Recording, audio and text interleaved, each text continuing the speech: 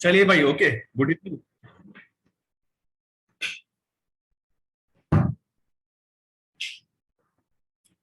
Good evening everyone. Am I Audible?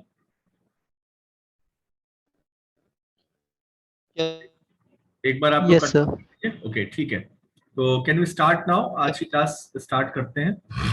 मुझे लग रहा है अभी आज कुछ नेटवर्क इशू है। एक दो लोग अभी जुड़ नहीं पा रहे हैं, काफी देर से ट्राई कर रहे हैं। चलो कोई नहीं, मैं रिकॉर्डिंग अपलोड कर दूंगा। सर हाँ हाँ, क्या कह रहे हैं बेटा? आपकी भी आवाज साफ नहीं आ रही, क्या कह रहे हैं?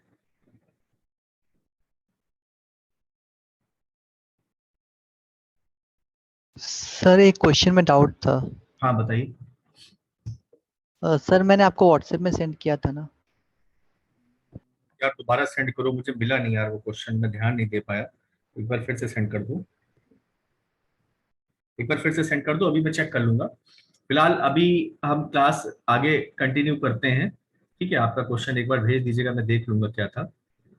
ठीक है। देखिए, लास्ट क्लास में इलेक्ट्रोकेमिस्ट्री में लास्ट क्लास में इलेक्ट्रोकेमिस्ट्री में हम लोग क्या डिस्कस कर चुके थे अभी तक? हम लोग फिलहाल इलेक्ट्रोकेमिकल सेल डिस्कस कर चुके थे। अच्छा, ये क्वेश्चन है तुम्हारे। ठीक है ठीक है ठीक है। तो बता देंगे बेटा उसको, ये केमिकल काइनेटिक्स के हैं तो बता देंगे। थोड़ा सा आज मुझे पढ़ा लेने दो।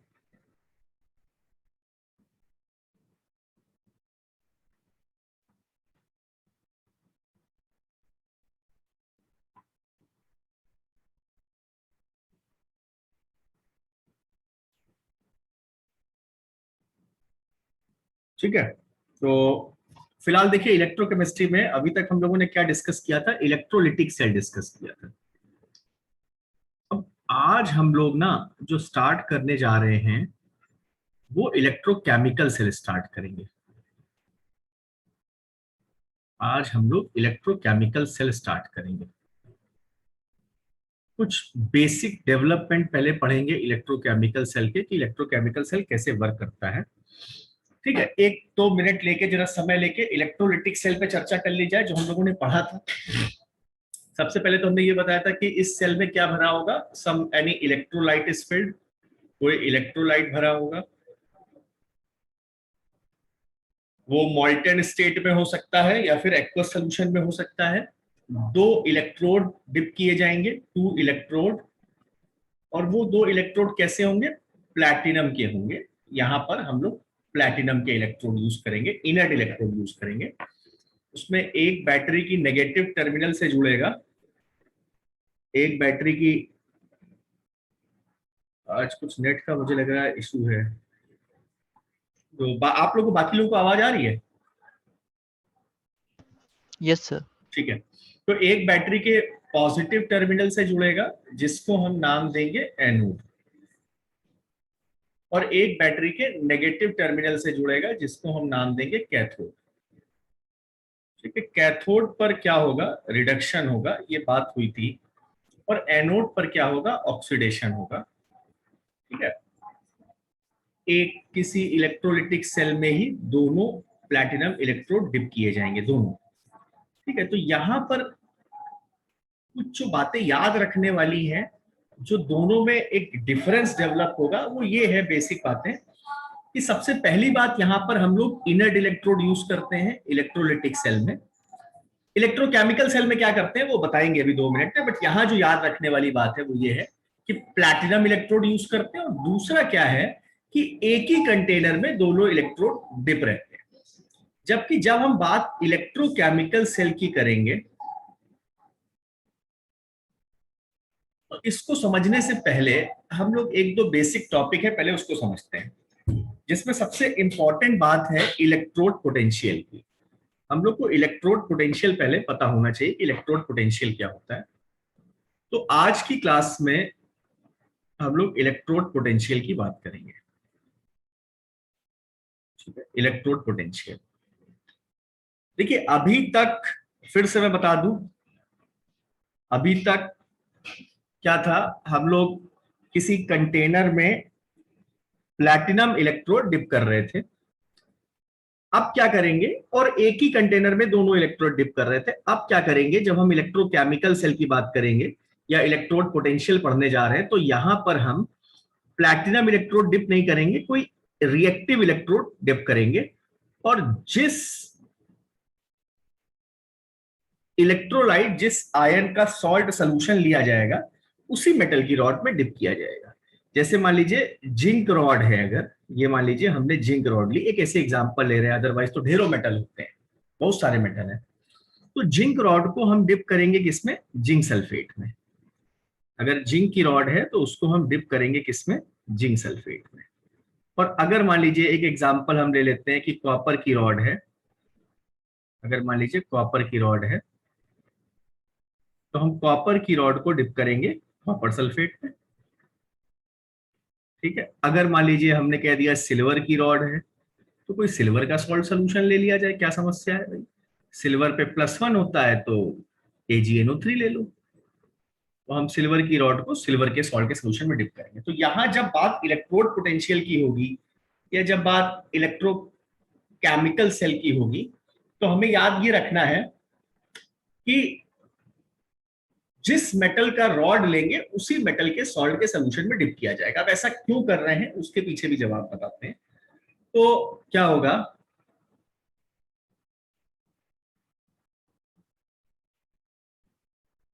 when any metal rod, आज कुछ नेट बहुत गड़बड़ चल रहा है मुझे लग रहा है, कई लोग नहीं ज्वाइन कर पा रहे हैं, बाकी लोग जो जुड़े हैं उन्हें आवाज आ रही है।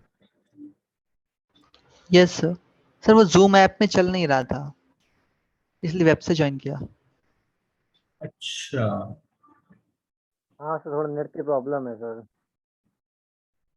मेटल की रॉड को when any metal rod is dipped in their respective salt solution,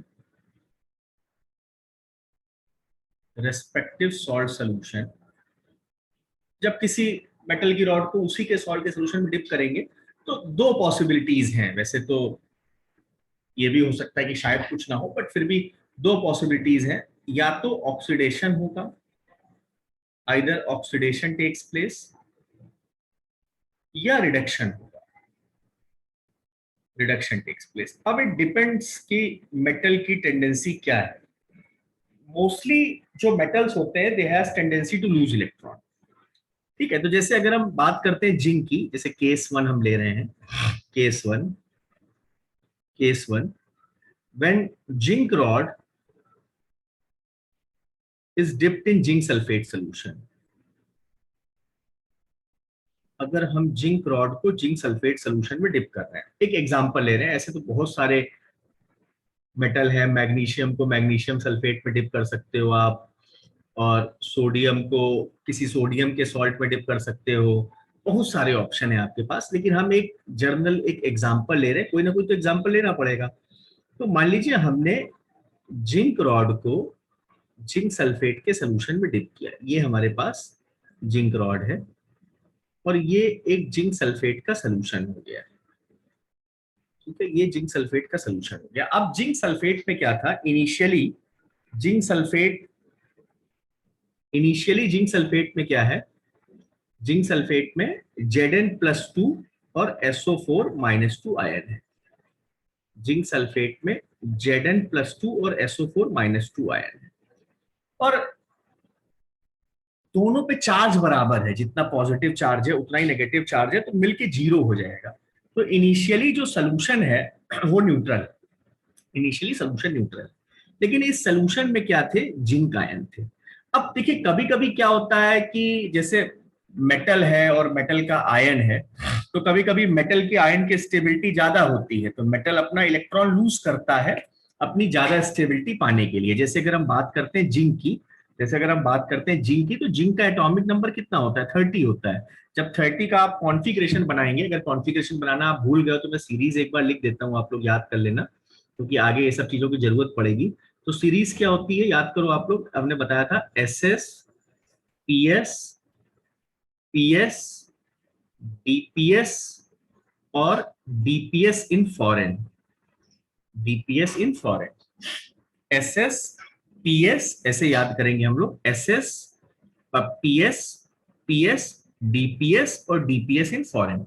school school, public school, public school, Delhi public school, Delhi public school foreign में। SS school school, PS public school, 2 बार पब्लिक स्कूल है, फिर एक बार Delhi public school है और एक बार Delhi public school foreign में है। S को हम लोग काउंट करेंगे 1 से, देखिए 1 2 3 4 5 6। S को 1 से क्यों काउंट किया, क्योंकि S फर्स्ट सेल से स्टार्ट होता है। P को काउंट करेंगे 2 से, तो ये 2 हो जाएगा, ये 3 हो जाएगा, ये 4 हो जाएगा, ये 5 हो जाएगा। D को थर्ड से स्टार्ट करते हैं, क्योंकि D थर्ड सेल से शुरू होता है, तो 3D और ये 4D, और F हो जाएगा 4F। आप लोग सभी लोग जानते हो S सब शेल में एक ऑर्बिटल होता है और एक ऑर्बिटल में मैक्सिमम 2 इलेक्ट्रॉन होते हैं। P सब शेल में 3 ऑर्बिटल होते हैं, PX PY PZ, भूल गए हो तो ये सब याद कर लेना। और यहां पर टोटल इलेक्ट्रॉन हो जाएंगे 6। D सब शेल में 5 ऑर्बिटल होते हैं, 1 2 3 4 5, टोटल इलेक्ट्रॉन हो जाएंगे 10। और F सब शेल में 7 ऑर्बिटल होते हैं और टोटल इलेक्ट्रॉन हो जाएंगे 14। ठीक है, तो जैसे अगर हमें 30 का कॉन्फ़िगरेशन बनाना है तो सबसे पहले 1s के पास गए, उसको 2 इलेक्ट्रॉन दे दिए, 2s के पास गए, उसको 2 इलेक्ट्रॉन दे दिए, फिर 2p के पास गए, उसको 6 इलेक्ट्रॉन दे दिए, तो अपने पास टोटल कितने डिस्ट्रीब्यूट कर दिए हमने, 10। फिर 2p के बाद 3s का नंबर आया, इसको 2 दे दिए, फिर 3p का नंबर आया, इसको 6 दे दिए, फिर 4s का नंबर आया, इसको 2 दे दिए, और टोटल हो गए हैं अब तक 20, 10 बचे हैं। ठीक है, तो 3D को कितने दे दिए, 10 दे दिए। तो ये हमारा कॉन्फ़िगरेशन बन गया, 1s2 2s2 2p6 3s2 3p6 4s2 3d10। ठीक है, अगर हम सेल वाइज डिस्ट्रीब्यूशन करें तो फर्स्ट सेल में 2 इलेक्ट्रॉन, सेकेंड सेल में 8 इलेक्ट्रॉन, ये पूरा सेकेंड सेल है, 2s और 2p मिला के सेकेंड सेल है, 2s में 2 है, 2p में 6 है, तो 8 हो गए। 3s 3p और 3d मिला के 18 है, और ये फोर्थ सेल बेचारा अकेला 4s खाली पड़ा है, जबकि इसके साथ के 4p 4d खाली पड़े हुए हैं सब, तो ये इसके पास 2 इलेक्ट्रॉन है। तो जिंक का 2,8, 18, 2 ये कॉन्फ़िगरेशन है, यानी जिंक की टेंडेंसी इलेक्ट्रॉन लूज करने की है। जिंक चाह रहा है कि अगर हमसे 2 इलेक्ट्रॉन चले जाएं तो हमारा सारे शेल फुलफिल्ड हो जाएंगे। फर्स्ट तो फुलफिल्ड था ही, सेकेंड भी फुलफिल था, थर्ड भी फुलफिल रहेगा, बस फोर्थ में 2 इलेक्ट्रॉन थे, तो वो चाह रहा है कि वो चले जाएं 2 इलेक्ट्रॉन, जिससे हमारी स्टेबिलिटी बढ़ जाएगी। नॉर्मली हर मेटल की टेंडेंसी यही होती है, इलेक्ट्रॉन लूज करने की। तो जब जिंक और जिंक आयन एक दूसरे के कांटेक्ट में आएंगे तो जिंक चाहता है, zinc has tendency to lose 2 electron, तो जिंक की टेंडेंसी 2 इलेक्ट्रॉन लूज करके ऑक्सीडाइज होने की है। तो यहां पर क्या होगा, ऑक्सीडेशन स्टार्ट हो जाएगा। अगर प्लैटिनम इलेक्ट्रोड लगा देते तो कुछ नहीं होता, सब ऐसे ही पड़ा रहता, लेकिन अब यहां पर हमने क्या किया है, जिंक की रॉड को जिंक सल्फेट के सोल्यूशन में डिप किया है। तो जिंक जो है, since the zinc has tendency to oxidise into zinc ion, तो जिंक अपने 2 इलेक्ट्रॉन को लूज करके जिंक आयन में कन्वर्ट होना चाहेगा। भाई वो देख रहा है ना यार कि बगल में हमारे साथ जिंक पड़ा हुआ है, वो स्टेबल है, अच्छा खासा घूम रहा है, तो हम भी यार बन जाए। देखो बगल वाले के घर में जब तक कुछ सामान नया नहीं आता तो हमारे घर में भी सब ठीक ठाक रहता है, लेकिन जैसे ही पड़ोसी के घर में नया कार, नई स्कूटर, नई बाइक, या हमारे दोस्त के पास नई स्कूटी, नई बाइक आ जाती, तो फिर हमें भी जरूरत फील होने लगती, नहीं यार अब मेरे पास भी होना चाहिए। तो उसी तरीके से है, जिंक और जिंक आयन एक दूसरे के साथ आसपास थे। जिंक देख रहा है यार जिंक आयन की स्टेबिलिटी ज्यादा है, तो यार हमें भी वैसे ही बनना है, अदरवाइज जिंक को उतनी दिक्कत ना होती, लेकिन जब जिंक आयन यहाँ आ गया तो उसको दिक्कत ज्यादा हो गई। ठीक है, तो अब जिंक की टेंडेंसी क्या है, 2 इलेक्ट्रॉन लूज करने की, तो जिंक अपने 2 इलेक्ट्रॉन लूज करेगा।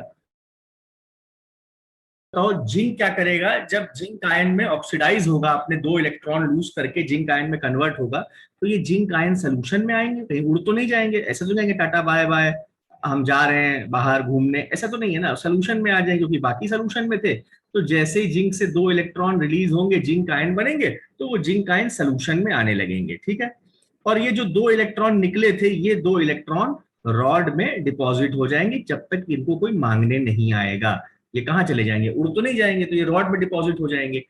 अभी जब ऑक्सीडेशन नहीं हुआ था तो रॉड भी न्यूट्रल थी और सोल्यूशन भी न्यूट्रल था, रॉड भी न्यूट्रल थी और सोल्यूशन भी न्यूट्रल था, क्योंकि रॉड में एटम थे, एटम तो आप जानते हो न्यूट्रल होते हैं, क्योंकि जितने इलेक्ट्रॉन होते हैं उतने प्रोटॉन होते हैं। और सोल्यूशन भी न्यूट्रल था, मैंने पहले ही बता दिया, जितना जिंक सल्फेट में जितना Zn+2 था उतना ही SO4-2 था, +2 और -2 मिलके 0 थे। लेकिन अब जरा सोच के बताओ, क्या सॉल्यूशन अब भी न्यूट्रल रहेगा? क्या सॉल्यूशन अब भी न्यूट्रल रहेगा? शिवम, कुबेर, बताइए, क्या सॉल्यूशन अब भी न्यूट्रल रहेगा?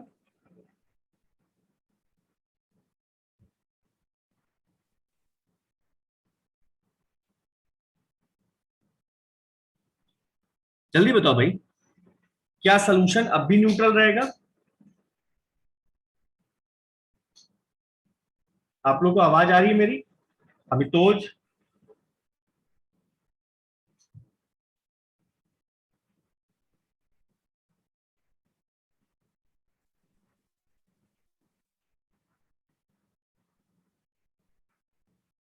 यार मेरी आवाज नहीं आ रही क्या आप लोगों को?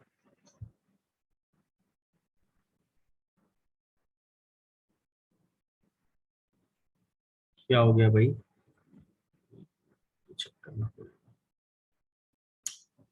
नहीं आ रही है ना? मुझे पता है कि आज थोड़ी कुछ समस्या चल रही है, नेट का कुछ इशू है, काफी बच्चे परेशान हो रहे हैं यार।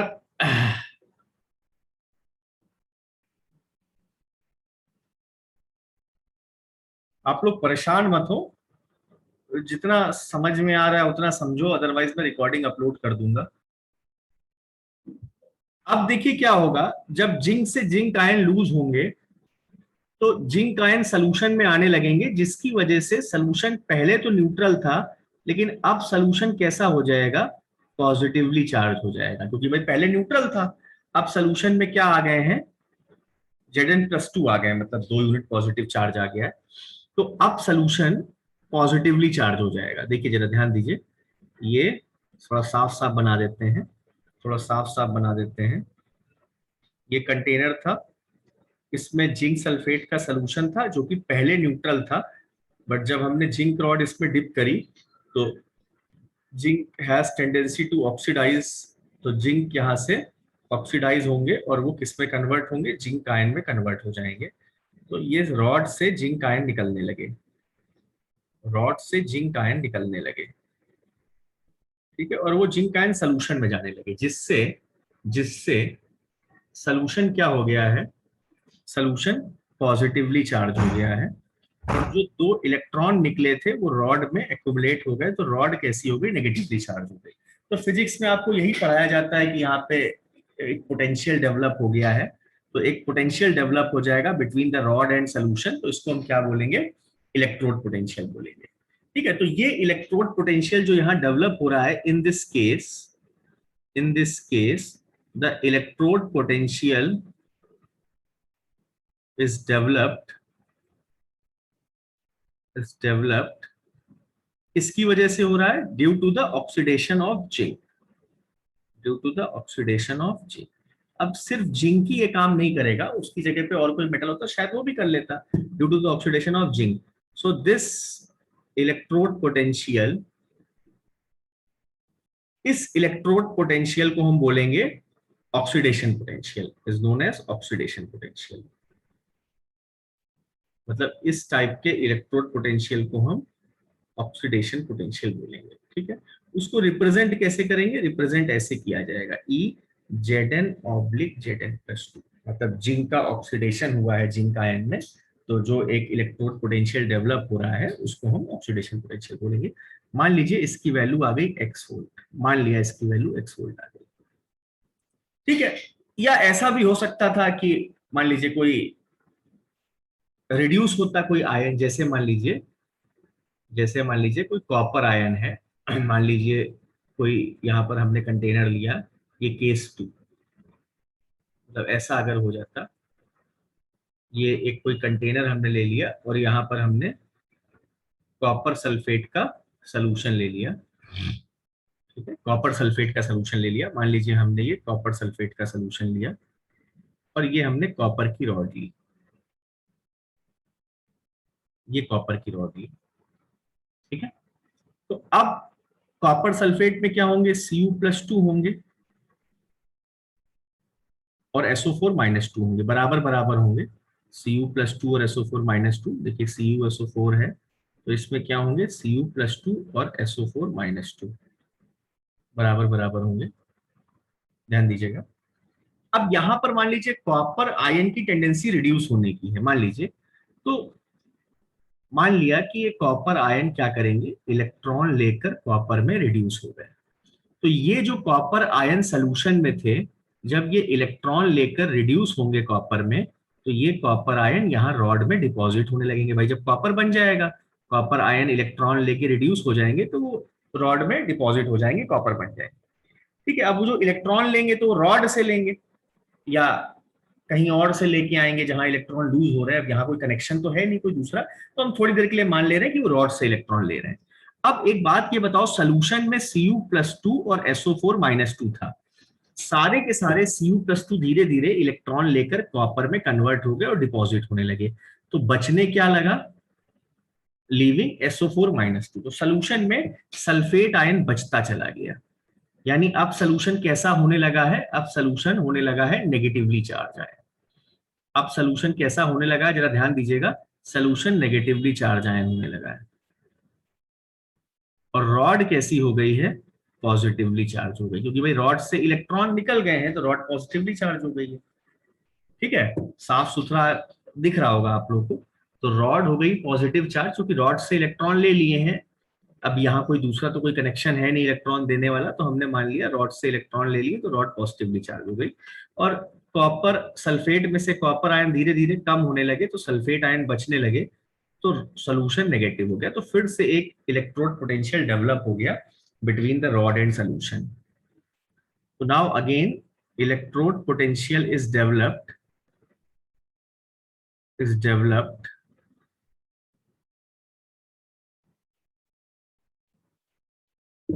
between rod and solution. एक इलेक्ट्रोड पोटेंशियल डेवलप हो गया रॉड और सोल्यूशन के बीच में, और उसको हम बोलेंगे रिडक्शन पोटेंशियल। क्योंकि वो किसकी वजह से डेवलप हुआ था, रिडक्शन की वजह से, तो उसको हम बोलेंगे रिडक्शन पोटेंशियल। और उसको रिप्रेजेंट कैसे करेंगे, उसको रिप्रेजेंट करेंगे E Cu+2/Cu। मान लिया ये वैल्यू y वोल्ट की है, मान लिया y वोल्ट। तो फाइनल कंक्लूजन ये निकलता है कि जब किसी मेटल की रॉड को उसी के सॉल्ट के सॉल्यूशन में डिप किया जाता है, तो based on the tendency of metal, कि उसकी टेंडेंसी क्या है, उसे अपने आयन में ऑक्सीडाइज होना है या उसके आयन को इलेक्ट्रॉन लेके रिड्यूस होना है, या तो मेटल अपने आयन में ऑक्सीडाइज होगा या आयन इलेक्ट्रॉन लेके रिड्यूस होगा। तो एक पोटेंशियल डिफरेंस डेवलप हो जाएगा between the rod and solution, जिसको हम बोलेंगे इलेक्ट्रोड पोटेंशियल। ऑक्सीडेशन की वजह से डेवलप हो रहा था तो उसको हम ऑक्सीडेशन पोटेंशियल बोलेंगे, रिडक्शन की वजह से डेवलप हो रहा था तो रिडक्शन पोटेंशियल बोलेंगे। ध्यान ये रखना है कि जब ऑक्सीडेशन की वजह से डेवलप होगा, तो मैं थोड़ा बहुत जल्दी पूरी बातें बता देता हूं कि होता क्या है। मैंने अभी आप लोगों को बताया कि जब किसी मेटल की रॉड को उसी के सॉल्ट के सॉल्यूशन में डिप किया जाता है, तो based on the tendency of the metal either oxidation और रिडक्शन टेक्स प्लेस। जबकि इलेक्ट्रोलिटिक सेल में ऐसा नहीं हुआ था। इलेक्ट्रोलिटिक सेल में हम इनर्ट इलेक्ट्रोड ले रहे थे, तो रॉड ऑक्सीडाइज नहीं हो रही थी, जो उसमें आयंस थे सिर्फ वही इलेक्ट्रोड पे जा रहे थे। यहां पर हम उसी मेटल की रॉड को उसी के सॉल्ट के सॉल्यूशन में जब डिप करते हैं, तो या तो मेटल की टेंडेंसी इलेक्ट्रॉन लूज करने की होती है या आयन की टेंडेंसी गेन करके मेटल में कन्वर्ट होने की होती है। तो उस हिसाब से या तो ऑक्सीडेशन होता है या रिडक्शन होता है। जैसे अभी जिंक वाला एग्जांपल किसी स्टूडेंट ने कहा था, दोबारा बता दीजिए। तो जब हम जिंक की रॉड को जिंक सल्फेट के सॉल्यूशन में डिप करते हैं, ध्यान दीजिएगा, जिंक की रॉड को जिंक सल्फेट के सॉल्यूशन में डिप करते हैं, तो जिंक सल्फेट में Zn+2 आयन होते हैं। जिंक सल्फेट में Zn+2 और SO4-2 आयन है। और मैंने अभी बताया जैसे जिंक का जो कॉन्फ़िगरेशन आया था 30, वो मैंने क्या बताया, 1s2 2s2 सिखाया था, अब दोबारा नहीं बता सकते, 2p6 3s2 3p6 4s2 और 3d10, मतलब 2,8,18,2। तो पहला सेल पूरा भरा है, दूसरा सेल पूरा भरा है, तीसरा सेल पूरा भरा है, फोर्थ सेल में केवल 2 इलेक्ट्रॉन है। तो जिंक की टेंडेंसी है अपने 2 इलेक्ट्रॉन लूज करने की, यानी ये जिंक की जो रॉड है उसके एटम की टेंडेंसी है 2 इलेक्ट्रॉन लूज करके जिंक आयन में कन्वर्ट होने की। तो हमने बताया ना, जब कभी मेटल की रॉड को उसके सॉल्ट के सोल्यूशन में डिप करेंगे तो या तो ऑक्सीडेशन होगा या रिडक्शन होगा। तो जैसे यहाँ पे जिंक की टेंडेंसी ऑक्सीडाइज होने की है, तो जिंक की रॉड जिंक आयन में ऑक्सीडाइज होगी बाय लूजिंग 2 इलेक्ट्रॉन। तो अभी तक सब कुछ न्यूट्रल था, रॉड भी न्यूट्रल थी, सोल्यूशन भी न्यूट्रल था। सोल्यूशन क्यों न्यूट्रल था? क्योंकि सोल्यूशन में एक ZnSO4 पे Zn+2 होता है और SO4-2 होता है, जितना पॉजिटिव होता है उतना नेगेटिव होता है, न्यूट्रल होता है। अब जब रॉड ऑक्सीडाइज होगी तो इससे जो Zn+2 निकलेंगे वो कहां आने लगेंगे? वो सोल्यूशन में आने लगेंगे, जिससे जो सोल्यूशन पहले न्यूट्रल था वो अब धीरे धीरे कैसा हो जाएगा? पॉजिटिवली चार्ज हो जाएगा। और जो इलेक्ट्रॉन निकले हैं वो इलेक्ट्रॉन रॉड में डिपॉजिट होने लगेंगे, क्योंकि ये अभी कोई इसके साथ कोई दूसरा जुड़ा तो है नहीं जो इलेक्ट्रॉन को फ्लो करा के ले जाए। तो रॉड डिपॉजिट होने लगेंगे। तो इससे क्या होगा? रॉड नेगेटिव हो जाएगी और सोल्यूशन कैसा हो जाएगा? पॉजिटिवली चार्ज हो जाएगा। तो एक पोटेंशियल डिफरेंस जो डेवलप होगा उसे हम लोग इलेक्ट्रोड पोटेंशियल बोलते हैं। इसी तरीके से कॉपर, जैसे हमने बताया था, तो कॉपर के केस में कॉपर के आयन ने, सोल्यूशन में जो कॉपर आयन था उसके कॉपर आयन ने 2 इलेक्ट्रॉन लेकर कॉपर में कन्वर्ट हुआ, और कॉपर आयन जो थे वो कॉपर में कन्वर्ट हो गए, तो बच क्या गए? सल्फेट आयन, जिससे सोल्यूशन नेगेटिव हो गया और रॉड पॉजिटिव हो गई। तो फाइनल कंक्लूजन ये है, when any metal rod is dipped in their respective salt solution, then based on the tendency of the metal either oxidation और रिडक्शन टेक्स प्लेस। अगर ऑक्सीडेशन होगा, ये लाइन जरा ध्यान से सुनिएगा और नोट करिएगा, अगर ऑक्सीडेशन होगा तो रॉड नेगेटिव हो जाएगी, और रिडक्शन होगा मेटल आयन का मेटल में तो रॉड पॉजिटिव होगी और सोल्यूशन नेगेटिव होगा। इस बात को ध्यान रखना है। अगर ऑक्सीडेशन होगा तो रॉड नेगेटिव होगी। यहां पर देखिए जिंक का ऑक्सीडेशन हुआ था ना, तो जो 2 इलेक्ट्रॉन निकले थे वो मेटल रॉड में आके डिपॉजिट हो गए थे, तो रॉड नेगेटिव हो गई थी। तो अगर electrode potential due to oxidation develop हो रहा है तो उसको हम बोलेंगे ऑक्सीडेशन पोटेंशियल। ध्यान देने वाली बात है, अगर electrode potential due to oxidation develop हो रहा है तो उसको हम ऑक्सीडेशन पोटेंशियल बोलेंगे, और ड्यू टू रिडक्शन डेवलप हो रहा है तो उसको हम रिडक्शन पोटेंशियल बोलेंगे। ऑक्सीडेशन पोटेंशियल जब डेवलप होगा तो रॉड नेगेटिव होगी, सोल्यूशन पॉजिटिव होगा, इस बात को याद रखना। और जब रिडक्शन पोटेंशियल डेवलप होगा तो रॉड पॉजिटिव होगी, सोल्यूशन नेगेटिव होगा। यहां तक सब कुछ सही है? इतना समझ में आया आप लोगों को? जल्दी जवाब दीजिए। Yes sir. ठीक है, तो अब आगे बढ़ते हैं। ठीक है, जैसे यहां पर देखिए एक चीज और बता देते हैं। जैसे अभी हमने बताया जिंक के केस में ऑक्सीडेशन हुआ था, सिर्फ जिंक की मैं बात नहीं कर रहा हूं, हो सकता है और भी कोई दूसरी मेटल होती तो वो भी ऑक्सीडाइज हो जाती। तो जिंक के केस में ऑक्सीडेशन हुआ था, तो हमने उसके इलेक्ट्रोड पोटेंशियल को कैसे लिखा? E Zn/Zn+2, और हमने मान लिया वो x वोल्ट है।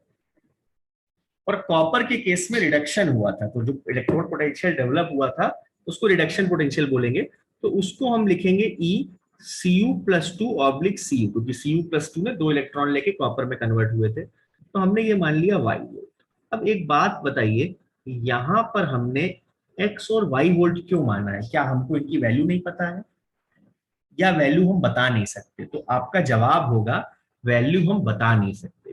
क्यों नहीं बता सकते? क्योंकि ये जो इलेक्ट्रोड पोटेंशियल डेवलप होगा ये डिपेंड करेगा कि आपने यहाँ पर कंसंट्रेशन क्या ले रखी है। जैसे एक एग्जांपल लें, अगर हम कॉपर की रॉड को जब हम कॉपर सल्फेट में डिप करेंगे, ठीक है, कॉपर सल्फेट में डिप करेंगे तो कॉपर सल्फेट में क्या होंगे? Cu+2 और SO4-2। ये Cu+2 इलेक्ट्रॉन लेके कॉपर में कन्वर्ट होके डिपॉजिट हो जाएंगे। अब स्टूडेंट 1, स्टूडेंट 2 और स्टूडेंट 3, 3 अलग अलग स्टूडेंट हैं, तीनों को हमने टास्क दिया। एक ने कॉपर सल्फेट की कंसेंट्रेशन 1 मोलर ले ली, एक ने 0.1 मोलर ले ली और एक ने 0.5 मोलर ले ली। तीनों ने सोल्यूशन की कंसेंट्रेशन अलग अलग ली। अब सोल्यूशन की कंसेंट्रेशन अलग अलग लोगे तो आपके आयन भी अलग अलग होंगे। किसी के पास ज्यादा आयन होंगे कॉपर आयन के, किसी के पास कम होंगे, किसी के पास ठीक ठाक होंगे। तो तीनों की वैल्यू सेम तो नहीं आएगी ना. When all the three students, they have taken the different concentration, they have the different number of ion, so their value of reduction potential will be also different. इसलिए हम ये वैल्यू यहां अभी decide नहीं कर सकते कि क्या आएगी. और दूसरा, ये जो इलेक्ट्रोड पोटेंशियल निकल के आता है वो दो मेन फैक्टर पे डिपेंड करता है. उसके दो मेन फैक्टर होते हैं. पहला है कि कंसंट्रेशन ऑफ सॉल्यूशन. पहला है कंसंट्रेशन ऑफ सॉल्यूशन, कि सॉल्यूशन की कंसंट्रेशन क्या है. सॉल्यूशन की कंसंट्रेशन कम है कि ज्यादा है, उस हिसाब से वैल्यू अलग अलग आएगी. और दूसरा फैक्टर होता है टेम्परेचर.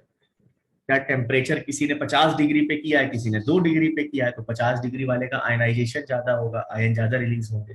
जिसने 2 डिग्री पे किया है उसके आयन थोड़े कम निकलेंगे, रिडक्शन भी थोड़ा शायद कम होगा, वैल्यू भी अलग अलग होगी. तो इसलिए अभी हम वैल्यू डिसाइड नहीं कर पा रहे हैं कि कितनी होगी, इसलिए हमने एक्स और वाई लिख दिया. तो इस समस्या का समाधान कैसे होगा, जब हम इन दोनों फैक्टर्स को फिक्स कर देंगे. और जब इन दोनों फैक्टर को फिक्स कर देंगे तब हमारी वैल्यू फिक्स आ जाएगी. और फिर हम इस इलेक्ट्रोड पोटेंशियल को बोलेंगे स्टैंडर्ड इलेक्ट्रोड पोटेंशियल. फिर हम इलेक्ट्रोड पोटेंशियल को बोलेंगे स्टैंडर्ड इलेक्ट्रोड पोटेंशियल. तो स्टैंडर्ड कंडीशन में और स्टैंडर्ड कंडीशन क्या होती है. स्टैंडर्ड कंडीशन होती है 1 मोलर कंसंट्रेशन. मतलब अब हमने सॉल्यूशन की कंसंट्रेशन फिक्स कर दी है 1 मोलर और 25 डिग्री सेल्सियस टेम्परेचर. इस कंडीशन पे जब हम इलेक्ट्रोड पोटेंशियल निकालेंगे तो उसको हम बोलेंगे स्टैंडर्ड इलेक्ट्रोड पोटेंशियल. ठीक है. अगर ये स्टैंडर्ड कंडीशन फिक्स नहीं है तो उसको इलेक्ट्रोड पोटेंशियल बोलेंगे, और अगर इस स्टैंडर्ड कंडीशन पे फाइंड करेंगे तो उसको स्टैंडर्ड इलेक्ट्रोड पोटेंशियल बोलेंगे. जब स्टैंडर्ड कंडीशन पे फाइंड करेंगे तो उसको हम लिखेंगे ऐसे ई नॉट. मान लो जिंक का निकाल रहे थे तो पहले हम ई लिख रहे थे.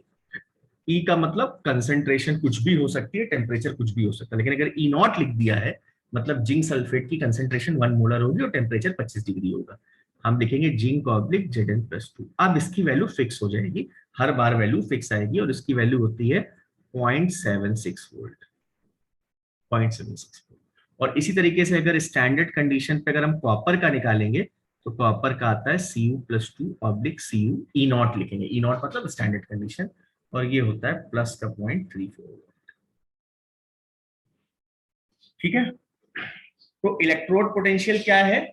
जब किसी मेटल की रॉड को उसी के सॉल्ट के सॉल्यूशन में डिप करते हैं तो या तो ऑक्सीडेशन होता है या रिडक्शन होता है. याद कर लेना तुरंत अभी इसी क्लास में. ऑक्सीडेशन होगा तो रॉड नेगेटिव हो जाएगी, सॉल्यूशन पॉजिटिव हो जाएगा, उसको हम ऑक्सीडेशन पोटेंशियल बोलेंगे. रिडक्शन हो जाएगा तो रॉड पॉजिटिव सॉल्यूशन नेगेटिव हो जाएगा, जिसे हम रिडक्शन पोटेंशियल बोलेंगे. ठीक है. ऑक्सीडेशन की वजह से जो इलेक्ट्रोड, तो ऑक्सीडेशन की वजह से जो इलेक्ट्रोड पोटेंशियल डेवलप होगा उसे ऑक्सीडेशन पोटेंशियल बोलेंगे. रिडक्शन की वजह से जो डेवलप होगा उसे रिडक्शन पोटेंशियल बोलेंगे. और कंडीशन अगर फिक्स नहीं है तो इसकी वैल्यू अलग अलग आएगी. लेकिन जब हम कंडीशन फिक्स कर देंगे, और वो फिक्स कंडीशन क्या है, 1 मोलर कंसंट्रेशन और 25 डिग्री सेल्सियस टेम्परेचर. इस कंडीशन पे जब इलेक्ट्रोड पोटेंशियल निकाला जाएगा तो उसे स्टैंडर्ड इलेक्ट्रोड पोटेंशियल बोलेंगे और उसे रिप्रेजेंट करेंगे ई नॉट से. तो देखिए E naught Zn oblique Zn+2. Zn से Zn+2 मतलब ऑक्सीडेशन चल रहा है, ऑक्सीडेशन स्टेट बढ़ रहा है. और ई नॉट Cu+2 ऑब्लिक Cu मतलब रिडक्शन हो रहा है. तो अब इसकी वैल्यू फिक्स हो जाएगी. इसकी वैल्यू 0.34 वोल्ट होती है, इसकी वैल्यू 0.76 वोल्ट होती है. ठीक है. तो ये इलेक्ट्रोड पोटेंशियल हो गया, जिसको हम लोगों ने पूरा समझ लिया. आज थोड़ा नेट की समस्या रही है, तो अगर कोई चीज आपको समझ में नहीं आई हो तो वापस मैं रिकॉर्डिंग अपलोड कर दूंगा, तो आप लोग उसे एक बार फिर से सुन लेना, समझ लेना, और नोट्स वगैरह आपने जो बनाने हैं बना लेना. बाकी चीजें, एक क्लास आपकी शायद अभी बीच में मिस हुई है तो उसको हम बैलेंस करेंगे. मे भी शायद अगर कल क्लास लें तो कल, क्योंकि आज एक टर्न अभी ऑफलाइन वाले आगे हो गए हैं, जिनकी ऑफलाइन क्लासेस चल रही है, आप लोग एक टर्न पीछे हो, तो उसको मैं मैनेज करूंगा. कल क्लास अगर समय मिला तो मैं दिन में या शाम को एक क्लास लेकर उसको मैनेज कर दूंगा. ठीक है. तो यहाँ तक हमने पढ़ा दिया, आप लोग उसको रिवाइज करिएगा. आज इतना ही रखना है. Thank you very much. Good night. Thank you sir. Thank you.